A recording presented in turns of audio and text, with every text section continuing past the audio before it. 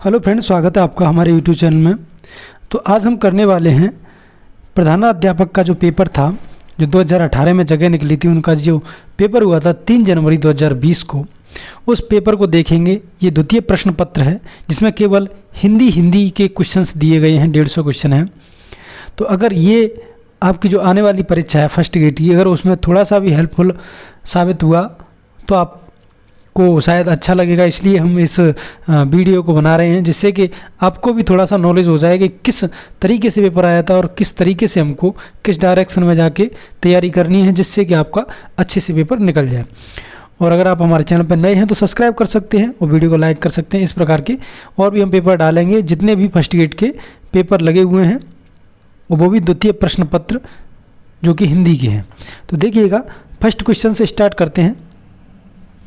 ये आपके सामने अपठित गद्यांश दिया गया है, आप इसको पढ़ लीजिएगा। मैं डायरेक्ट क्वेश्चन बताऊंगा और क्वेश्चन के आंसर बताऊंगा। देखिएगा, क्वेश्चन नंबर फर्स्ट है कि भारत की जनसंख्या के स्वरूप में लंबे इतिहास में बहुत बड़ा परिवर्तन आया है।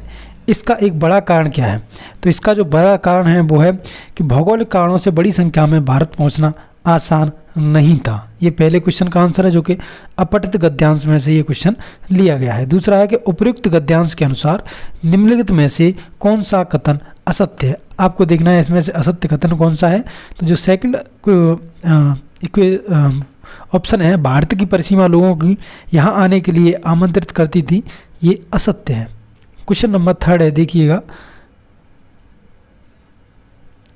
उपयुक्त गद्यांश में इनमें किस बिंदु पर चर्चा नहीं हुई है? आपको देखना है किस पर चर्चा नहीं हुई है। तो आर्थिक विकास पर कोई चर्चा नहीं हुई है। ये आपको दे रखा है पद्यांश, इसको आप पढ़िएगा और इसको पढ़ने के बाद आपको आंसर्स देने हैं। तो क्वेश्चन नंबर 4 है कि इस अवतरण में किस प्रकार के ज्ञान को मानव के लिए कल्याणकारी माना है? तो जो समता विधायक ज्ञान है उसको कल्याणकारी माना है, ऑप्शन नंबर 4। क्वेश्चन नंबर 5 है कि नए विश्व के निर्माण का आधार इनमें से क्या होगा? तो नए विश्व का जो निर्माण का आधार होगा वो होगा स्नेह युक्त न्याय। क्वेश्चन नंबर 6 है कि उपयुक्त अवतरण के अनुसार मानव का नया इतिहास कैसा होगा? तो मानव का जो नया इतिहास होगा वो होगा सबको संतुष्ट करने वाला, यानी ऑप्शन नंबर 2 इसका सही आंसर हो जाएगा। क्वेश्चन नंबर 7 देखिएगा कि राजपत्र में प्रकाशित होने वाला पत्र इनमें से कौन सा है? तो राजपत्र में प्रकाशित होने वाला है वो है अधिसूचना। अगला क्वेश्चन कि जो पत्र अनेक विभागों, व्यक्तियों व शाखाओं में भेजा जाता है उसे क्या कहते हैं? तो उसे कहते हैं परिपत्र, ऑप्शन नंबर 3। क्वेश्चन नंबर 9 देखिएगा कि सरकारी प्रतिष्ठानों द्वारा समान आपूर्ति का निर्वाध आदि कार्यों हेतु इनमें से कौन सा समाचार पत्रों में प्रकाशित किया जाता है? तो ये किया जाता है निविदा, ऑप्शन नंबर 1। अगला क्वेश्चन, हिंदी शब्दकोश में इनमें से कौन सा शब्द सबसे पहले आएगा? तो सबसे पहले आएगा वो आएगा क्षमा, ऑप्शन नंबर 4। अगला क्वेश्चन 11वां देखिएगा कि उच्चिष्ट शब्द की सही संधि विच्छेद इनमें से कौन सा है? आपको सही संधि विच्छेद बताना है, तो वो है उत प्लस शिष्ट, यानी ऑप्शन नंबर 3। अगला क्वेश्चन कि निम्नलिखित में से वृद्धि संबंध का उदाहरण कौन सा नहीं है? आपको देखना है, तो जो परिपत्र है वो वृद्धि संधि का उदाहरण नहीं है। क्वेश्चन नंबर 13 कि इनमें से किस विकल्प में सभी शब्द द्विगु समास के उदाहरण हैं? देखिएगा, आपको देखना है, तो सप्ताह और शताब्दी ये दोनों ही हैं। नेक्स्ट क्वेश्चन जो कि 14 है, जेव कतरा शब्द में कौन सा समास है? तो जेव कतरा शब्द में है जेव को कतरने वाला, यानी ऑप्शन नंबर डी, तत्पुरुष समास। नेक्स्ट क्वेश्चन है कि निम्नलिखित में से किस विकल्प में सभी शब्द अनुपसर्ग के नहीं है? आपको नहीं वाला देखना है। तो अनुदान और अनुवर्ग, पहला जो ऑप्शन है वही हो जाएगा इसका आंसर। चलते हैं क्वेश्चन नंबर 16 की तरफ। क्वेश्चन नंबर 16 है, देखिएगा कि निम्नलिखित में से किस शब्द में कृत प्रत्यय नहीं है? आपको देखना है, तो जो दानव है उसमें कृत प्रत्यय नहीं है। 17 नंबर क्वेश्चन कि इनमें से किस विकल्प के सभी शब्द परस्पर पर्यायवाची नहीं है? आपको नहीं वाला देखना है। तो तट और मंदार है उसमें नहीं है। क्वेश्चन नंबर 18 किस विकल्प में सभी शब्द सरस्वती का पर्यायवाची नहीं है? आपको देखना है, तो जो सुरभि है और वीणा पाणी है उसमें सरस्वती का पर्यायवाची नहीं है। क्वेश्चन नंबर 19 देखिएगा कि इनमें से किस विकल्प में विलोम शब्द नहीं है? जो विलोम शब्द है वो नहीं है। तो देखिएगा, जो ईप्सित और अभिप्सित है वो आपस में विलोम शब्द नहीं है। अगला क्वेश्चन 20वां, निम्न में से किस विकल्प में सभी शब्द युग शुद्ध हैं, आपको शुद्ध देखना है कौन से हैं। तो व्यावसायिक और शुद्धिकरण ये दोनों ही शुद्ध हैं, option number third. Next question है कि इनमें से किस विकल्प के सभी शब्द अशुद्ध हैं। अब आपको देखना है कि इसमें अशुद्ध कौन से हैं। तो सदोपदेश और निष्कपटी यानी ऑप्शन नंबर फर्स्ट इसका आंसर हो जाएगा। नेक्स्ट क्वेश्चन, इनमें से शुद्ध वाक्य कौन सा है। आपको देखना है कि इनमें से शुद्ध वाक्य कौन सा है, तो ऑप्शन नंबर 2 इसका आंसर हो जाएगा। नेक्स्ट क्वेश्चन है कि इनमें से अशुद्ध वाक्य कौन सा है। आपको देखना है इसमें से शुद्ध कौन सा है, तो ऑप्शन नंबर 4 हो जाएगा कि मुझे उनकी अपेक्षा सबसे अधिक अंक मिले। नेक्स्ट क्वेश्चन जो कि 24वां है, अद्य आद्य शब्द एवं का सही अर्थ किस विकल्प में है। आपको देखना है तो वो पहले में ही है, आज और प्रथम। नेक्स्ट क्वेश्चन जो कि 25वां है, कौड़ी कौड़ी शब्द योगों का सही अर्थ विकल्प कौन सा है। आपको देखना है तो 20 का समूह और एक समुद्री जीव का खोल, ये दोनों हो जाएगा, ऑप्शन नंबर 2 इसका आंसर हो जाएगा। अब देखते हैं क्वेश्चन नंबर 26 को कि जिस पर अभियोग लगाया गया हो वाक्यांश के लिए एक शब्द कौन सा है जो कि आपको बताना है। तो जिस पर अभियोग लगाया गया हो उसको अभियुक्त कहते हैं, ऑप्शन नंबर 3। पाप करने पर पाप मुक्त करने के लिए किया जाने वाला कार्य, इस वाक्यांश के लिए उपयुक्त शब्द निम्न में से कौन सा है। आपको देखना है तो वो है प्रायश्चित, ऑप्शन नंबर 1। नेक्स्ट क्वेश्चन, किस विकल्प में कोई भी शब्द अनेकार्थी शब्द अर्क का अर्थबोध नहीं है। तो वो है ऑप्शन नंबर 4 कामदेव और घी। अगला क्वेश्चन, इनमें से कौन सा कथन सही नहीं है। आपको देखना है कौन सा सही नहीं, तो ऑप्शन नंबर 2 हो जाएगा।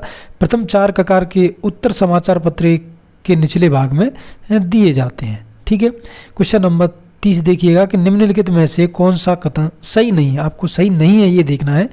तो रिपोर्टाज में कथा तत्व नहीं होना चाहिए, ऑप्शन नंबर 4 इसका आंसर हो जाएगा। क्वेश्चन नंबर 31, डायरी लेखन के समय कौन सा कथन सुसंगत नहीं है। आपको देखना है तो जो ऑप्शन नंबर 1 आंसर हो जाएगा, इसमें इनमें व्यक्ति निरपेक्ष रहती है। क्वेश्चन नंबर 32 देखिएगा कि परसों तुम्हारे लाडले भाई ने मुझे मांस पकाने को कहा, घी हांडी पांव पर से अधिक नहीं था, वह सब मैंने मांस में डाल दिया। जब खाने बैठा तो कहने लगा कि दाल में घी क्यों नहीं है। यह कथन कथाधारा के किस पाठ से लिया गया है। ये आपको बताना है कि ये कथाधारा के किस पाठ से लिया गया है। तो ये लिया गया है बड़े घर की बेटी। नेक्स्ट क्वेश्चन जो कि 33 वाला है कि कथाधारा में संकलित कहानी शरणदाता के पात्र देवेंद्र लाल और रफुद्दीन घर में बैठकर किसकी आलोचना किया करते थे। तो ये किया करते थे देश के भविष्य की। 34 नंबर देखिएगा, भीलों में रण झंझार अभी, लटकी कोटी में तलवार अभी, भोलेपन में ललकार अभी और आंखों में अंगार अभी। प्रज्ञा प्रभाव में उद्गत उपयुक्त पंक्तियों किस कवि की हैं। आपको कवि बताना है, तो यह श्याम नारायण पांडे। नेक्स्ट क्वेश्चन, प्रज्ञा प्रभाव में संकलित पाठ महाकवि जयशंकर प्रसाद निम्नलिखित में से किस विधा की रचना की है। तो ये की है रेखा चित्र की। क्वेश्चन नंबर 36 देखिएगा कि प्रज्ञा प्रज्ञान में संकलित निराला भाई नामक स्मरण के अनुसार निराला जी को अपरा पर कितनी राशि का पुरस्कार मिला था। तो ये मिला था 2100 रुपये का। नेक्स्ट क्वेश्चन के पीयूष प्रभाव में संकलित गौरा नामक रेखा चित्र के अनुसार बछड़े का नाम रखा गया था। तो इसका रखा गया था लाल मणि। अगला क्वेश्चन, एलिफेंटा गुफाएं मुख्यतः किस मत से संबंध है। पीयूष प्रभाव में संकलित यात्रा वृतांत के आधार पर बताइए। तो ये था शैव मत। नेक्स्ट क्वेश्चन 39वां, मान सहित विष खाए के समूह भये जगदीश बिना मान अमृत पिए राहु कटायो शीस, सृजन में संकलित पंक्तियों में किस कवि की हैं। तो आपको देखना है, तो ये है रहीम की पंक्तियां। क्वेश्चन नंबर 40 देखिएगा, खालिस्तान है तुम्हें मुझसे घृणा है, मेरा स्वभाव से घृणा है, तुम्हारे वातावरण में मेरे वातावरण से घृणा है। सृजन में संकलित तौलिए एकांकी का यह संवाद किसने किससे कहा है। तो ये आपको बताना है, तो बसंत ने मधु से कहा था ये। क्वेश्चन नंबर 41 के ठेले पर हिमालय के संदर्भ में कौन सा कथन सही है।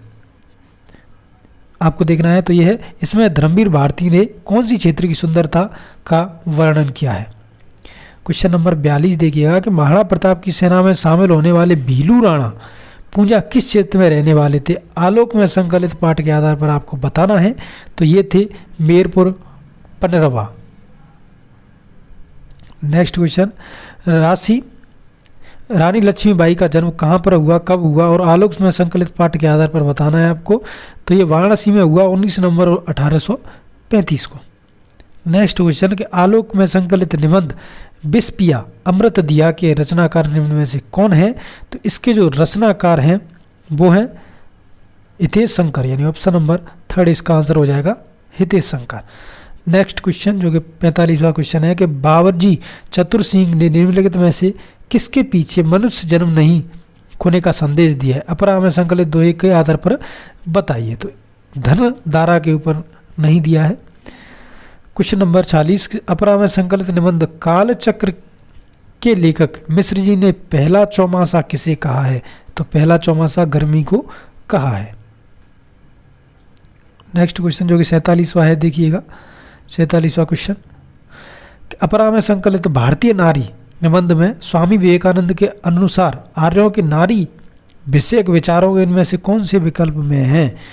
तो ये है ऑप्शन नंबर 2 में आर्यों के अनुसार संधरणी बिना पुरुष के कोई धार्मिक कार्य नहीं कर सकती थी। नेक्स्ट क्वेश्चन है जो कि 48 है।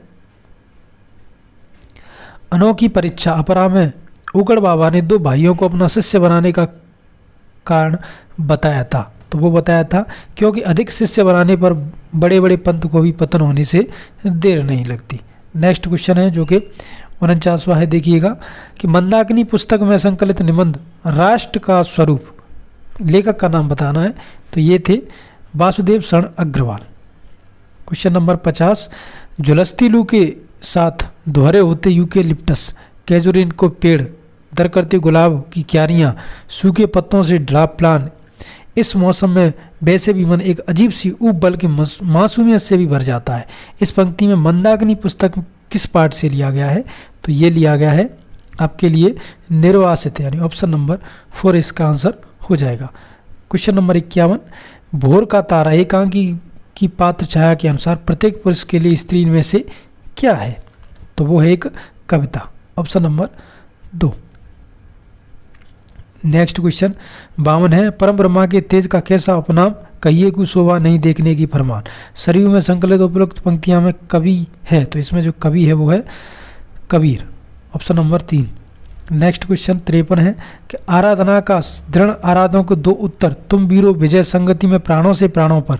सरयू में संकलित राम की भक्ति पूजा में उद्धृत उक्ति कथन किसका है आपको बताना है। तो ये है जाम्बवान का, यानी ऑप्शन नंबर 4 इसका आंसर हो जाएगा। नेक्स्ट क्वेश्चन है सरयू में संकलित परसाई जी की व्यंग्यना निबंध में क्रांति का सबसे बड़ा दुश्मन किसे बताया गया है। तो क्रांति का सबसे बड़ा दुश्मन मदर इन लॉ को बताया गया है। नेक्स्ट क्वेश्चन जो कि 55वां है सरयू में संकलित आलोपी का रचनाकार इनमें से कौन सा है। तो वो है महादेवी वर्मा।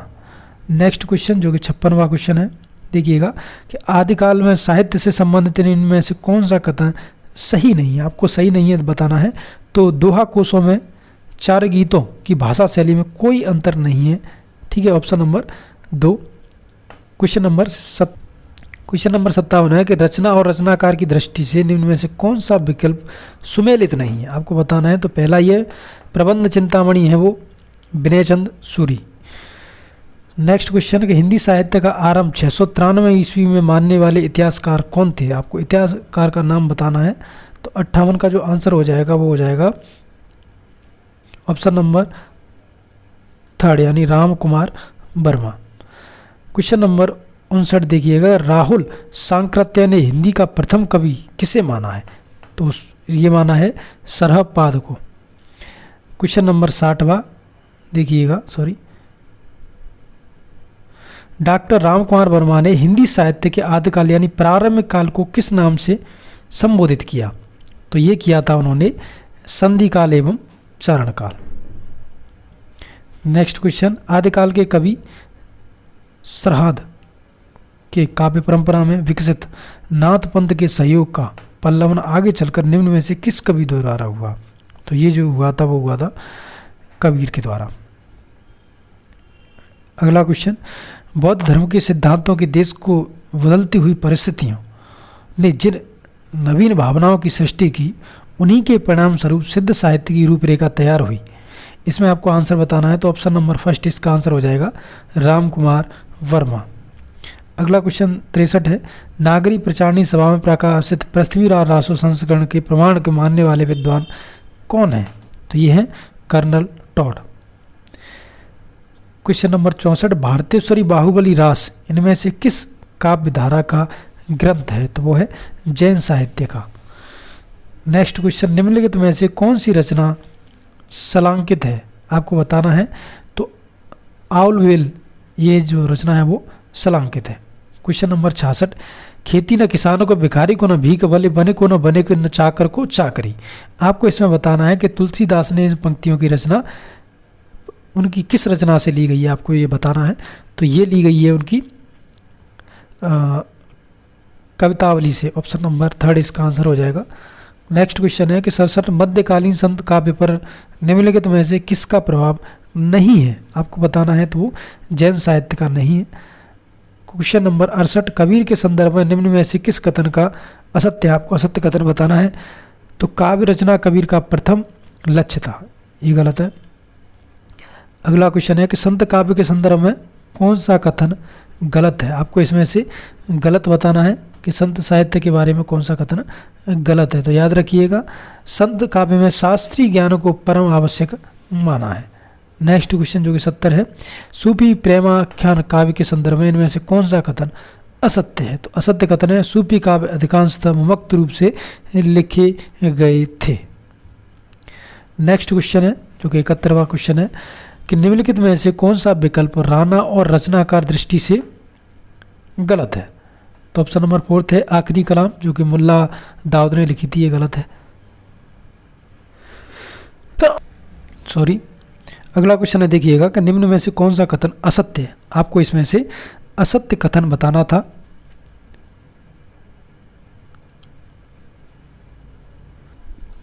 क्वेश्चन नंबर 73 है कि रचना और रचनाकार की दृष्टि से कौन सा गलत है? आपको देखना है। तो पहला ही गलत हो जाएगा, बेल कृष्ण रुक्मणी चतुर्भुज दास। अगला क्वेश्चन 74, निम्नलिखित में से कौन से कवि अष्टछाप के कवि नहीं हैं? आपको बताना है। तो जो दामोदर दास हैं वो अष्टछाप के कवि नहीं हैं। नेक्स्ट क्वेश्चन, कृष्ण भक्ति काव्य के संदर्भ में कौन सा कथन असत्य है? आपको असत्य देखना है। तो ऑप्शन नंबर 3 इसका आंसर हो जाएगा। नेक्स्ट क्वेश्चन है 76, निम्नलिखित में से कौन सा ग्रंथ केशव रचित नहीं है? तो वो है भाषा भूषण। अगला क्वेश्चन कि हिंदी साहित्य के उत्तर काल को अलंकृत काल कहने वाले विद्वान कौन थे? तो वो थे मिश्र बंधु। 78 नंबर क्वेश्चन है कि निम्नलिखित में से कौन सी विकल्प रचना रचनाकार की दृष्टि से गलत है? तो वो गलत है, वो है श्रृंगार संगार यानी आलम।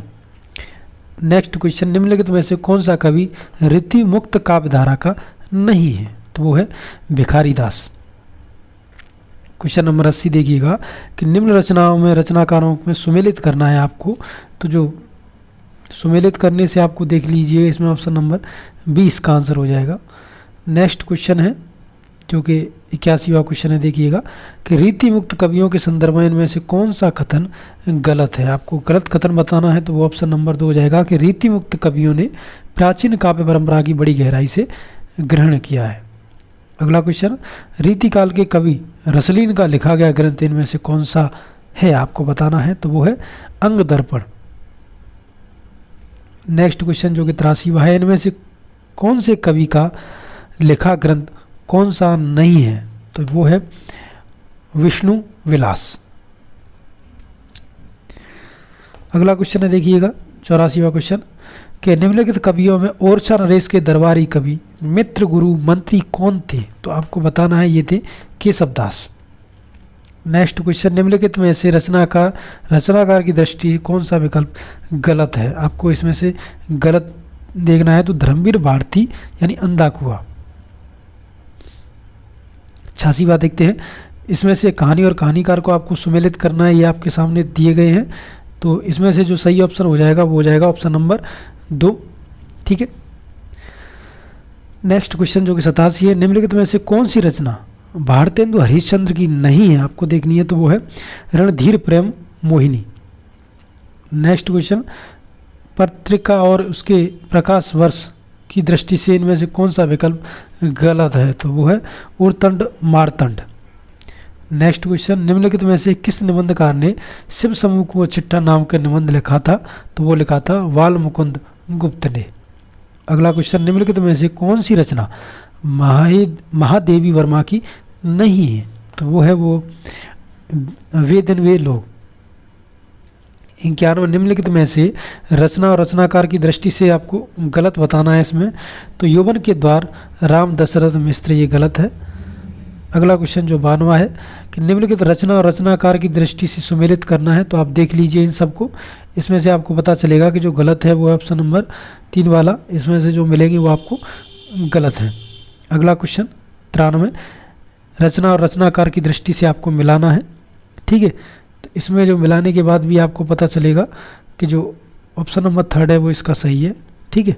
आप देख लीजिए इन सबको मिला के। 94 को देखते हैं, जो गद्यकार भारतेंदु युग नहीं है, इनमें से कौन सा गद्यकार है जो भारतेंदु युग का नहीं है? तो वो है जगदीश चंद्र माथुर।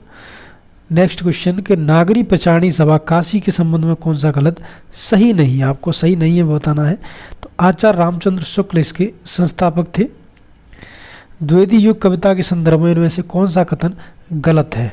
तो वो है गलत कथन आपको देखना था। इनमें से गलत कथन है पहला ही कि द्विवेदी युगीन कविता में राष्ट्रीयता का अभाव था।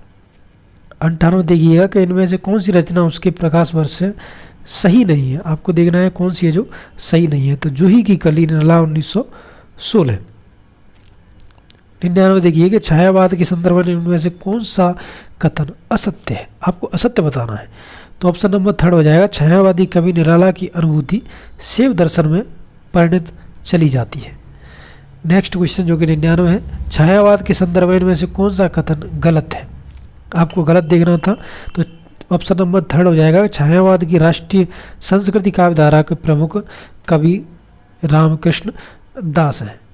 नेक्स्ट क्वेश्चन जो कि 100वां है, ये स्थापना है, प्रगति की मूल स्थापना सैद्धांतिक रूप से प्रगतिशील थी और तर्क है इसके पीछे, क्योंकि उसका लक्ष्य भौतिकवाद यथार्थवाद के आधार पर निर्मित मूल्यों को प्रतिष्ठान करना था। तो इसमें आपको बताना है। तो ऑप्शन नंबर ए सही है, ए और आर दोनों ही सही है। तो नेक्स्ट चलते हैं क्वेश्चन नंबर 101 की तरफ। क्वेश्चन नंबर 101 है कि इनमें से किस कवि का संबंध तीसरा सप्तक से है? आपको बताना है। तो वो है केदारनाथ सिंह। नेक्स्ट क्वेश्चन, प्रयोगवादी काव्य के संदर्भ में इनमें से कौन सा कथन असत्य है? आपको असत्य बताना है। तो ऑप्शन नंबर 1 है जो कि असत्य है। आप पढ़ लीजिएगा इसको। नेक्स्ट क्वेश्चन, शब्द शक्ति के इनमें से कौन सा कथन सही नहीं है? आपको बताना है। तो ऑप्शन नंबर 3, मम्मट ने शक्ति के लिए शक्ति और विश्वनाथ ने व्यापार शब्द का प्रयोग किया। नेक्स्ट क्वेश्चन है, देखिएगा क्वेश्चन नंबर 104 है, आप इसको पढ़ लीजिएगा, ठीक है। इसका जो आंसर है वो है ऑप्शन नंबर 2 यानी ओज। नेक्स्ट क्वेश्चन, सुवर्ण को ढूंढत फिरे कवि कामी और चोर, उपयुक्त में अलंकार बताना है आपको। तो अलंकार हो जाएगा श्लेष। 106 नंबर को देखते हैं कि दृग ऊर्जत टूटत कुटुम जुगरत चतुरचित प्रीत परित गाज दुर्जन दिए दिए नहीं रीत रीत। तो उपयुक्त पंक्ति में आपको अलंकार बताना है। तो इसमें अलंकार है असंगति अलंकार। 107 देखिएगा, इनमें से कौन सा कथन गलत है? तो 107 में जो कथन गलत है वो पहला ही, कुंडलिया छंद सोरठा और रौला के मेल से बनता है। 108वां, रस के स्वरूप संबंध में इनमें से कौन सा कथन असत्य है? तो वो है ऑप्शन नंबर 2, रसलौकिक आनंद प्राप्त करना। 109 देखिएगा कि इनमें से कौन सा सात्विक अनुभव नहीं है? तो वो है ऑप्शन नंबर 3, अपस्सार। 110 को देखिएगा, ये क्वेश्चन है, इस क्वेश्चन का जो आंसर है वो है अद्भुत रस। 111 देखिएगा, काव्य लक्षण की दृष्टि से कौन सा युग्म सुमेलित नहीं है? तो जो सुमेलित नहीं है ऑप्शन नंबर 4 है, रमणीयार्थम प्रतिपादकम शब्दम काव्यम। 112 है, देखिएगा इसको पढ़ लीजिएगा। इसमें आपको क्या बताना है? काव्य हेतु विषय उपयुक्त मत इनमें से कौन से आचार्य का है? देखिएगा, तो ये जो आचार्य है वो है मम्मट। ऑप्शन नंबर 1 इसका आंसर हो जाएगा। नेक्स्ट क्वेश्चन 113, ये आप पढ़ लीजिएगा। इसमें देखना है किस आचार्य का मत है। तो ये भी मत है वो मम्मट का है। नेक्स्ट क्वेश्चन 114, निष्पत्ति के काव्य कारणों से भट्टनायक के सिद्धांत इनमें से कहा जाता है। तो किसको कहा जाता है? तो मुक्तिवाद को कहा जाता है। नेक्स्ट क्वेश्चन, साधारणीकरण के संदर्भ में कहा गया वाक्य भावात्मक साधारणीयम निम्न में से किस आचार्य का है? आपको बताना है। तो ये भट्टनायक है। 116 को देखिएगा, ये आपको पढ़ने के बाद इसमें बताना है किस आचार्य का मत है ये। तो ये मत है वो आनंदवर्धन का है। 117 को देखिएगा कि आचार्य कुंतल निम्न में से किस वक्रोक्ति का एक भेद नहीं है? तो वो है कल्पना वक्रोक्ति। नेक्स्ट क्वेश्चन, निम्न इसमें अरस्तु के अनुकरण सिद्धांत के संबंध में कौन सा कथन सुमेलित नहीं है? तो जो सुमेलित नहीं है वो है अनुकरण के संबंध में प्लेटो और अरस्तु में कोई मत का अंतर नहीं है। क्वेश्चन नंबर 119, औदित्य सिद्धांत के संबंध में कौन सा कथन है वो सही नहीं है? आपको बताना है औदित्य सिद्धांत के संदर्भ में। तो इसमें जो सही कथन नहीं है वो है कि बाल्यता औदार्य का एक तत्व है। ये बात बिल्कुल गलत है। 120 दीजिएगा, कार्ल मार्क्स उनके विचारों के बारे में इनमें से कौन सा कथन असत्य है? आपको असत्य बताना है। तो ऑप्शन नंबर 2 इसका आंसर हो जाएगा। अब देखते हैं 121, शिक्षा मनोज्ञान विषय वस्तु की व्याख्या करने के लिए उपयुक्त पद है। तो वो है विकासशीलता। 122वां, एक छात्र हिंदी कविता की आलोचनात्मक व्याख्या प्रस्तुत कर लेता है, यह अधिगम व्यवहार किस अनुक्षेत्र में रखा जा सकता है? तो ये संज्ञानात्मक अनुक्षेत्र में रखा जा सकता है। अधिगम के विभिन्न सिद्धांतों की व्याख्या करते हैं, तो इनकी करते हैं अधिगम के उत्पन्न व्यक्त प्रक्रिया। 124 देखिएगा, ठोस वस्तुओं पर आधारित मानसिक संक्रियाएं परिणाम स्वरूप समस्या समाधान प्याजे के संज्ञानात्मक विकास कौन सी अवस्था से प्रदर्शित होता है? तो ये जो प्रदर्शित होता है वो ऑप्शन नंबर 3 यानी मूर्ति संक्रियात्मक अवस्था। चलते हैं क्वेश्चन नंबर 125 की तरफ कि निम्न में से कौन सा राष्ट्रीय पाठचर्या रूपरेखा 2005 के मार्गदर्शन सिद्धांतों का हिस्सा नहीं है? आपको बताना है। तो स्कूली शिक्षा नवो उदारवाद के संदर्भ में विकसित करना, ये नहीं है।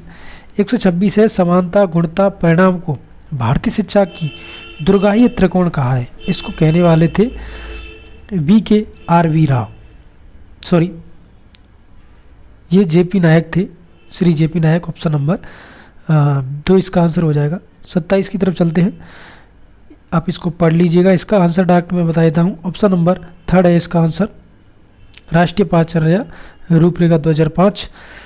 ये 128 है, अधिगम और इसमें समर्थक कौन कौन है? तो आपको इसमें से देखना है। तो ऑप्शन नंबर इसका 2 सही हो जाएगा। ठीक है। नेक्स्ट क्वेश्चन है जो कि संज्ञान का अर्थ है। आपको बताना है कि संज्ञान का अर्थ क्या होता है। तो संज्ञान का अर्थ होता है कर्म व भाषा के माध्यम से स्वयं व दुनिया को समझना, यही संज्ञान का अर्थ होता है। चलते हैं क्वेश्चन नंबर 130 की तरफ। तो अस्मिता के विकास के लिए सबसे महत्वपूर्ण समय कौन सा है? तो वो है किशोरावस्था। ठीक है। अगला क्वेश्चन 130, निम्न में से कौन सा अशाब्दिक संप्रेषण का उदाहरण नहीं है? ये क्वेश्चन डिलीट कर दिया था। ठीक है। नेक्स्ट क्वेश्चन है देखिएगा 132, निम्न में से कौन सा संप्रेषण प्रक्रिया का तत्व नहीं है? तो संदर्भ है वो तत्व नहीं है। अगला क्वेश्चन, निम्न में से कौन सा संप्रेषण एक प्रकार नहीं है? तो वो है वैध संप्रेषण है, वो प्रकार नहीं है। 134, ज्ञान तभी उपयोगी है जब वह स्वयं के निरीक्षण के द्वारा प्राप्त किया हो, सिद्धांत है। तो ये सिद्धांत है ह्यूरिस्टिक विधि का। अगला क्वेश्चन, आभासी अनुभव इसके माध्यम से बेहतर किया जा सकता है। तो ये कंप्यूटर यानी संगणक के माध्यम से किया जा सकता है।